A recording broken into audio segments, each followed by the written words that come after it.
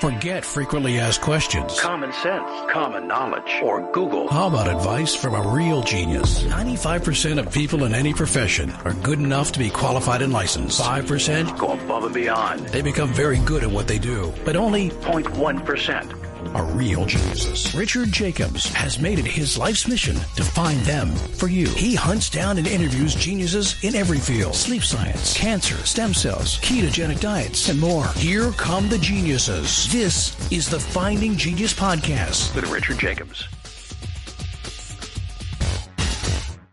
Hello, this is Richard Jacobs with the Finding Genius Podcast, a part of the Finding Genius Foundation. My guest today is Gabor Balazsi. He's part of Stony Brook now in the U.S. He's the Henry Laufer Professor, the Louis and Beatrice Laufer Center, part of the physical and quantitative biology section. He's a professor, all under the Department of Biomechanical Engineering. And we're going to talk about certain cancer experimentation that he's doing. So, Gabor, thanks for coming. Thank you so much for the invitation, Richard. Yeah. So tell me about your research. What are you working on? Yes. So currently we are trying to figure out how we can control cancer cells. And what I mean by that is that we are trying to insert human-built artificial gene circuits into various cancer cells and figure out how to control them to be better behaved. Because if you think about cancer, in essence, it's a group of cells with bad behavior. So we are trying to make the cells better behaved. And that's different from current approaches. Most of the current approaches are trying to kill cancer cells. So cancer treatment consists of selectively killing cancerous cells while sparing the normal cells. We are hoping there are approaches where instead of killing or besides killing some, you can actually reprogram them, make them better behaved. So that's the motivation of what we are trying to do. And how we achieve that is by building gene circuits that we put together. They've never been in that configuration in a human cell. So it's a human designed. And then we try to hook these constructs we make up to the cancer cell's own genes. What are the elements of a gene circuit? Yeah, so gene circuit, as the name suggests, it consists of genes. And the human-built versions of gene circuits we use are simple. They're not too complicated. What we use usually consists of two parts. One part is the commander. It's a gene that controls the other. The second gene is the actuator. So what you do is you talk to the commander, and through that you give commands to the other gene, which is the actuator. And the commander is always the same, and you can change the actuator the way you want. And how do you talk to this system is by chemicals. So the standard way is put a special chemical in the medium where cells grow. And when that chemical is present, then the controller part of the gene circuit commands the actuator to do something, such as increase its protein production or stop its protein production and so on. So that's the essence of it. I thought that, genes don't act alone. You need the RNA, you need the transcription, you need, the protein synthesis. I thought the whole circuit really combines all those things. It's not just genes themselves that are regulating other genes. Oh, absolutely. You are completely right. So when I say gene here, by that I mean the gene and all of its products. So a gene and the messenger RNA that the cell makes from the gene, and then the proteins that are made from the messenger RNAs. So all of that together, for me, in these systems, is a gene. And that's exactly what happens, is that the controller gene makes its controller RNA, which the cell translates into controller protein. And then these controller proteins bind near regulatory regions of the actuator gene and turn that gene on or off, depending on the external chemical we put in.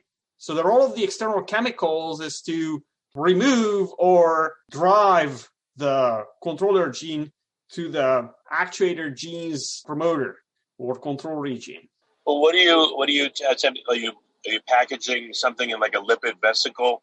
Yeah. And then introducing it to a cell, and is it like a plasmid or what is it? Yeah, it's a great question. So what we do, we mostly work in vitro, which means in cell culture. So what we do is we have these elements on plasmids, and then we transfect the plasmids into human cells and let them integrate. So there are many ways these plasmids can integrate. They can just randomly integrate into the genome in random places, or you can help them integrate into regions, genomic regions that you want to target. And what we've been doing recently is targeting these constructs into so-called safe harbor loci of the genome. These are loci where, first of all, the genes are well expressed, which means they don't get silenced. They don't get turned off by the cell so much. And second, they don't perturb the cell's own function, meaning the cell still continues to work as a normal cell. And there are not that many regions. People are discovering these, but they are very good because those are places in the genome where you can put things in and achieve your goals without having secondary effects, such as disrupting the cell's own genes or cell's own function. So these are areas in the genome that don't acquire many epigenetic marks. They seem to, but even when they're regulated, they're only up or down regulated to a small degree. Yeah, it's a good question. So as far as we can tell, their epigenetic silencing is lower than normal. So most of the genome gets a lot of silencing, either gets a lot of silencing or contains genes that are important. Now, these safe harbor sites don't contain anything that's known to be important, and they are not silenced either. So in that sense, they are good places to put things in because you will get expression without disruption of the cell. How do we put them in? Yeah, that's what I was going to ask you, right? What are you putting in specifically, and how is it packaged, and where does it go in the cell?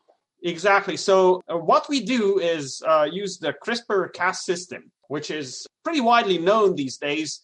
It's a targetable DNA cleaver where you can put this protein in. All of this happens from plasmids, but you put in a protein coding gene, the Cas protein, and the Cas protein goes and cuts DNA where guide RNA sequence specifically binds the DNA. So you add the guide RNA that tells the Cas protein where to go and where to cut the human genome.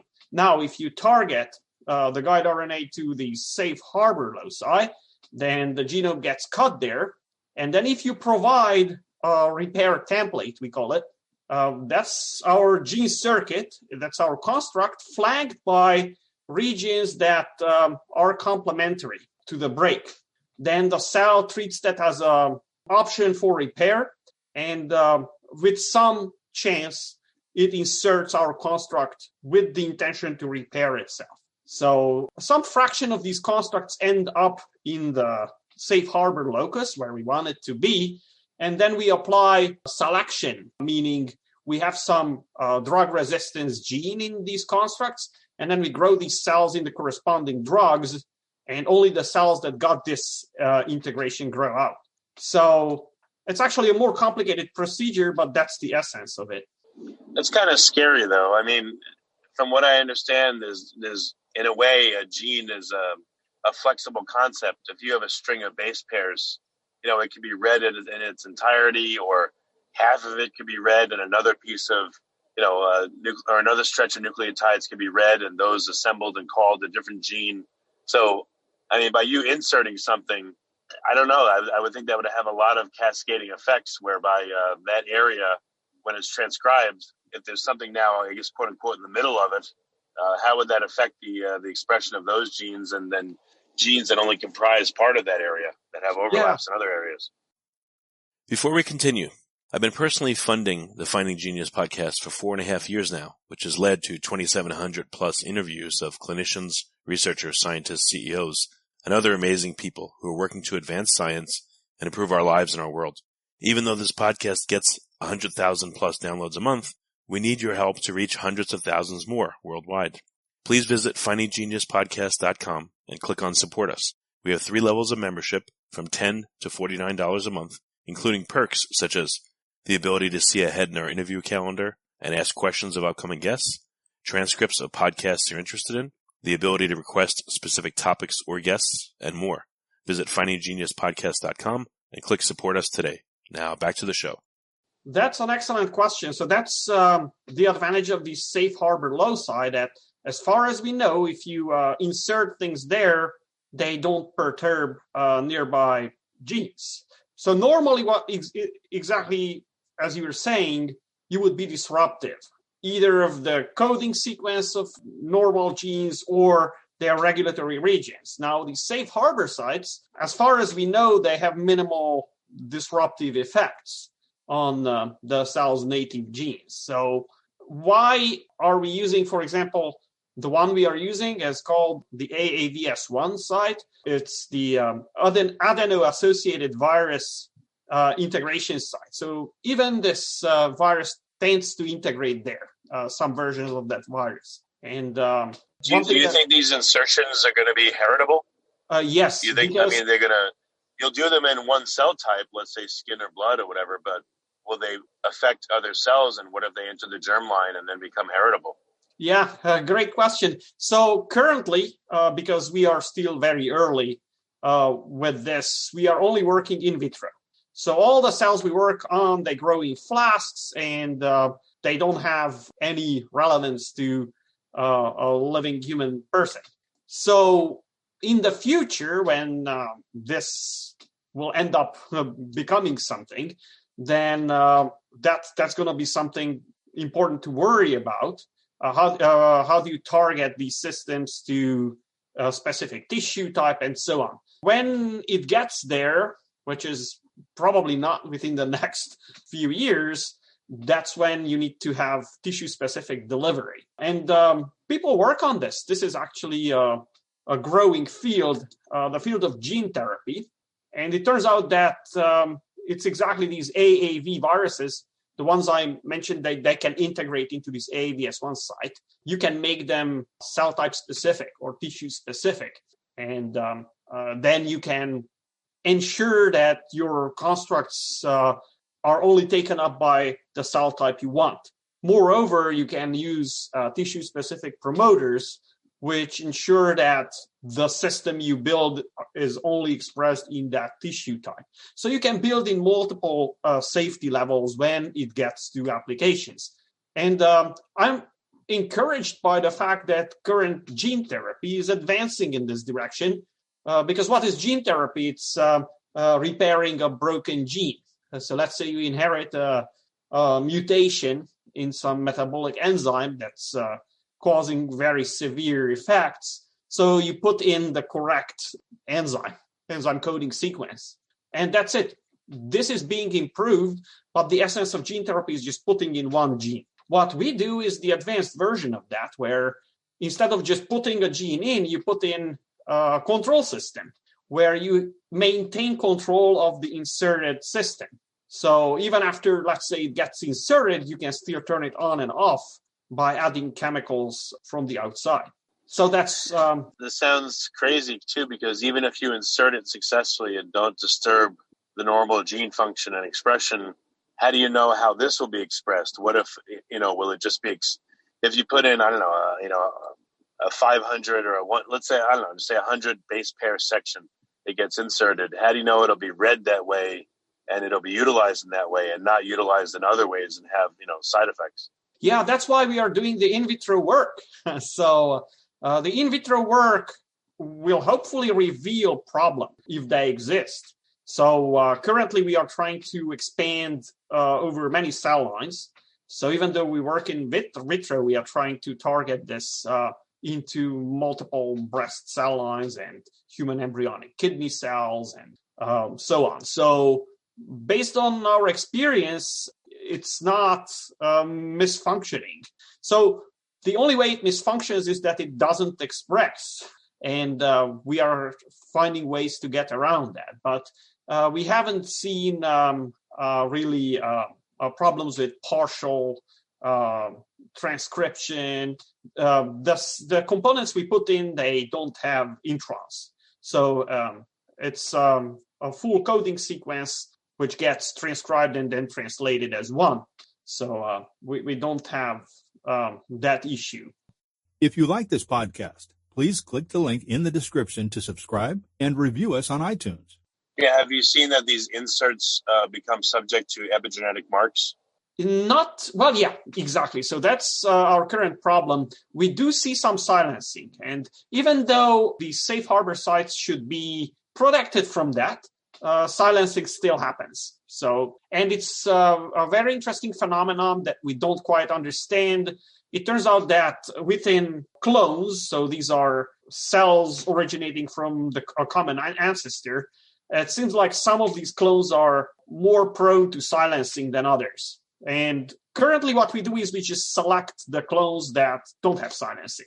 And almost always you find some which are like that. And the good news is when you find some like that, they maintain that property. So they are not silenced later on either. So what's going to be the progression? So you're doing in vitro cell cultures. What's next? Organoids? And then exactly. People, or you're going to go to animals first? You got it. The next would be organoids. So first of all, we would like to expand because currently I think we still don't have enough in vitro cell lines where we tried these. So we would like to add more and make sure it's really robust and figure out as much as possible about the system. But yes, the next one would be organoids. So three-dimensional cultures, which is more complex, and see if it works there, what's the robustness. And then at the same time, I'm talking to collaborators who can do animal experiments. So that's also in the future. But currently, we are not doing either of those. But it's being planned. So what type of, what are you hoping to cause to happen? Is this in regards to cancer? Or what is this? What kind of conditions do you hope to affect or modulate by doing this? Well, yeah, it's an excellent question. The nice thing about this is that it's pretty versatile. So if you talk about cancer, you can, let's say, turn on tumor suppressor gene or metastasis suppressor gene in cancer cells. So if you do that, then you are working against cancer. However, if you have any other abnormalities, let's say some mutation, some even viral infection, you could possibly turn on genes that counteract the abnormality. So as I said, these systems consist of two parts. There is the controller part, which is always the same, but then the actuator part, you can switch around. You can just use whatever you want, whatever is good for your purposes.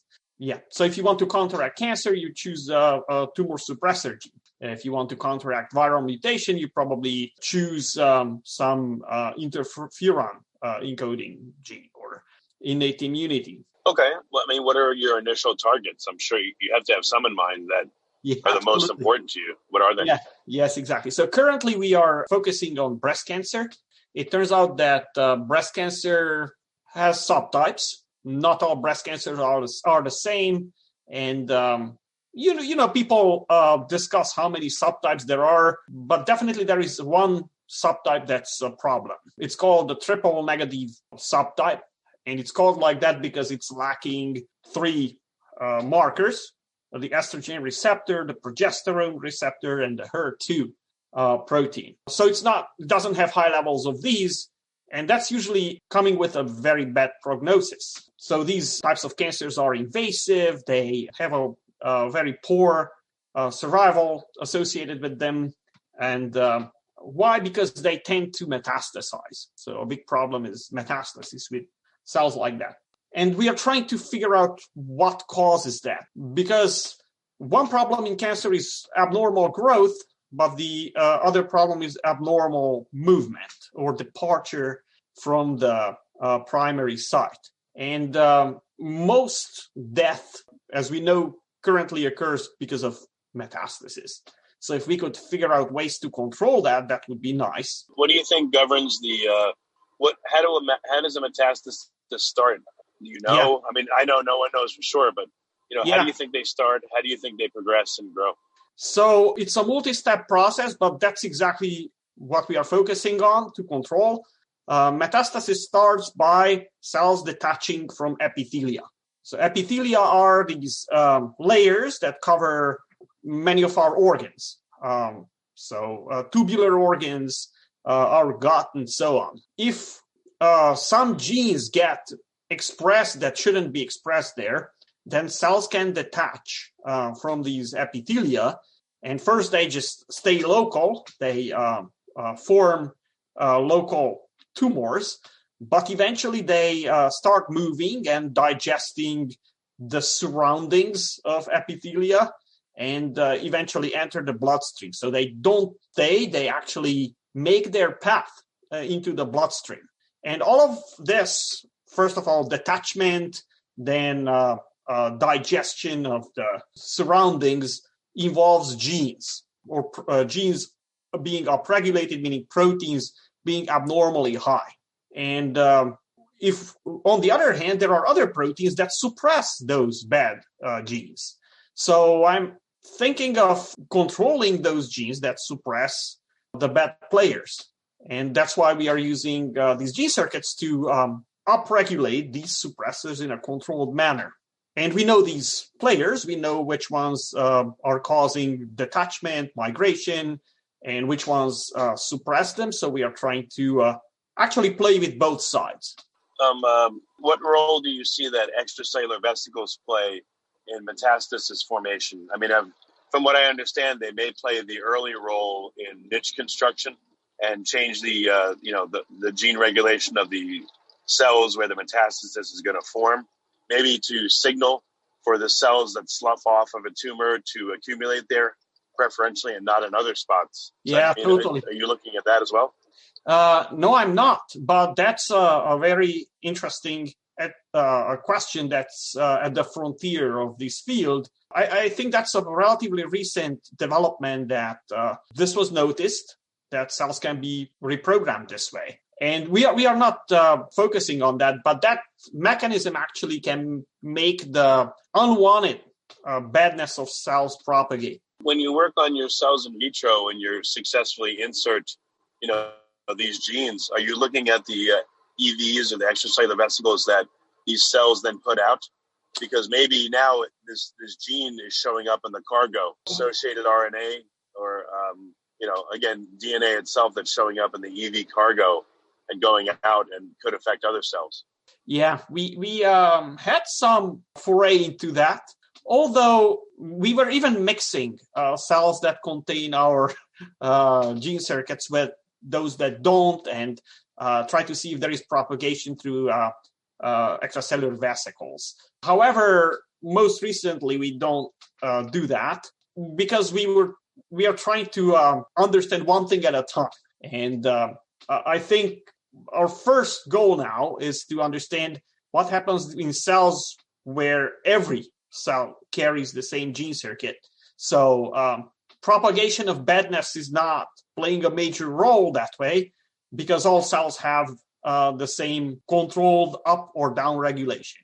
So once we understand how that works, then of course it would be very interesting to return to the question of cell-to-cell communication and the role of extracellular vesicles of that, which would involve mixing cells and figuring out if they can convert. So are you you're doing this again in vitro in the lab in a dish. Are you trying this with cancer cells or just with normal cells? Yeah. And have you tried to mix the two? And do you notice that, once you insert these genes, are the two cell types affected differently? Yeah, we currently work with multiple cell types. So in the breast cancer domain, we work with a bunch of triple-negative breast cancer cell lines. And then we do work with non-tumorigenic mammary cells. And we also work with model cell lines such as human embryonic kidney cells, HEC293, they are called. So, yeah, we have a variety of cell lines we work. And as I said, we did such mixing experiments in the past, and we may return to them, and it would be very interesting. Currently, we are not doing that. And just adding to that, another possibility we have is using light to approach the question you're phrasing, because I said that our gene circuits are chemical controlled. We have versions that are light controlled too now.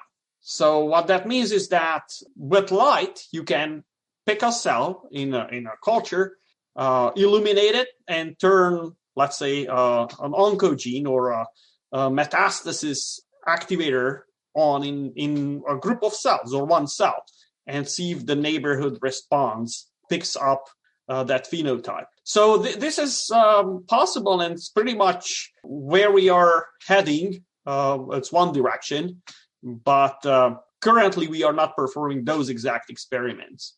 Very good. So what do you expect to accomplish in the next year or so?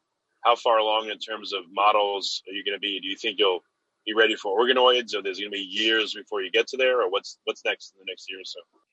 So I think over the next couple of years, we would like to get both to organoids and to animal models. So I think our system now is at the level where we would need to, first of all, wrap up and publish some of what we see and what we can do, and then move on to those next levels that you're mentioning. So yes, that is in the plan. How soon we get there, how soon we get to some conclusions on either of those directions, I can't predict, but I definitely would like to move into both within the next couple of years. Okay. Well, very good. Well, Gabor, what's the best way for people to find out more about your research? Where can they go? I think the easiest way would be to Google me.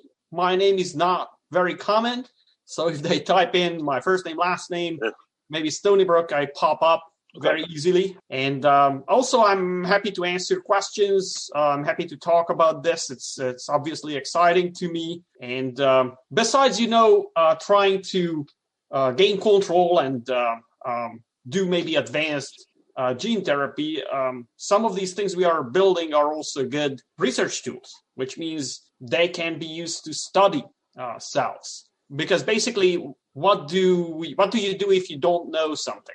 If you don't know an electronic system or something, you perturb it and see how it responds. Right. And the systems we build are also good for that. Because as I said, they are turning on protein expression specifically. So if you want to know how a cell responds by turning on protein A, protein B, protein C, we can do that in a controlled manner, which is relatively precise. So it's not just turning it on or off, it's turning it on 1.5 times its normal level or twofold its normal level, and things like that. Investigational tool, and eventually I think it could turn into, it would be nice to maybe scale this up, move it to more genome scale. Okay. So the spelling of your name, Gabor, last name Balazzi, for people to look you up, right? Yes, that's correct. Okay. Well, very good. Gabor, thank you for coming on the podcast. I appreciate it. Thank you, Richard. This was fun. Thanks for talking with me. Thanks for all the questions. If you like this podcast, please click the link in the description to subscribe and review us on iTunes. You've been listening to the Finding Genius podcast with Richard Jacobs. If you like what you hear, be sure to review and subscribe to the Finding Genius podcast on iTunes or wherever you listen to podcasts. And want to be smarter than everybody else? Become a premium member at findinggeniuspodcast.com. This podcast is for information only. No advice of any kind is being given. Any action you take or don't take as a result of listening is your sole responsibility. Consult professionals when advice is needed.